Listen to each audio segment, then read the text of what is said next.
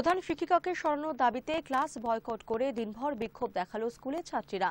হুগলি চন্দননগর লালবাগান বালিকা বিদ্যালয়ের ঘটনা। স্কুলের সরকারি টাকা নয়ছড় করারও অভিযোগ রয়েছে প্রধান শিক্ষিকার বিরুদ্ধে। চন্দননগর বালিকা বিদ্যালয়ের প্রধান শিক্ষিকা স্নিগ্ধা চক্রবর্তী, তার বিরুদ্ধে বিভিন্ন অভিযোগ ওঠায় তাকে 14 সেপ্টেম্বর সাসপেন্ড করেছিল স্কুলের ম্যানেজিং কমিটি। গত মঙ্গলবার কমিটির অন্যদের কথা উপেক্ষা করে একতরফাভাবে তাকে কাজে পুনর্বহাল করেন ম্যানেজিং কমিটির সভাপতি ঝর্ণা মালিক। বুধবার প্রধান শিক্ষিকা স্কুলে এলে ক্ষোভে ফেটে পড়েন ছাত্রীরা।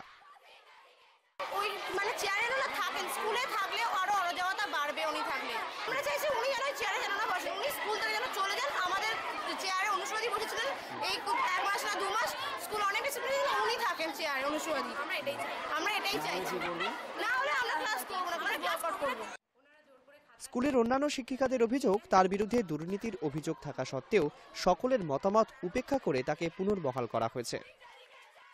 উনি হঠাৎ করে আজকে এসে জয়েন করেছেন প্রেসিডেন্টের অ্যাপয়েন্টমেন্টের ভিত্তিতে, যেটি নিয়ম বিরুদ্ধ।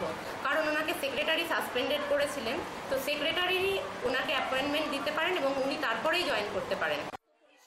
প্রধান শিক্ষিকা অবশ্য এই অভিযোগ অস্বীকার করেছেন।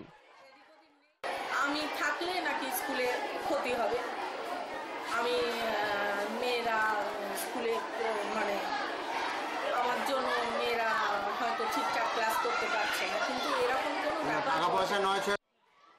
যেখানে স্কুলের প্রধান শিক্ষিকা শিক্ষার আদর্শ ভুলে নিজেই দুর্নীতিতে অভিযুক্ত, সেখানে শিক্ষার উদ্দেশ্যই যে ব্যর্থ, এমনটাই মনে করছেন স্কুলের ছাত্রীরা। বিধানচন্দ্র দেবনাথের report, Hi News Network, Hooghly.